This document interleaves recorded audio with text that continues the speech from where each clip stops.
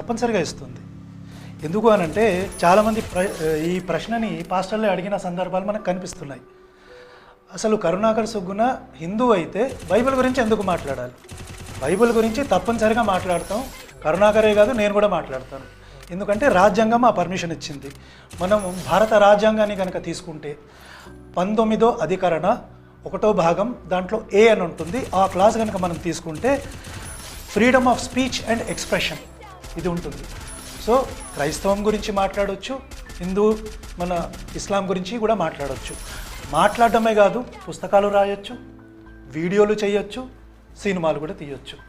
కానీ దానికి ఒక చిన్న కండిషన్ ఉంది. అదేంటంటే అవమానించకూడదు.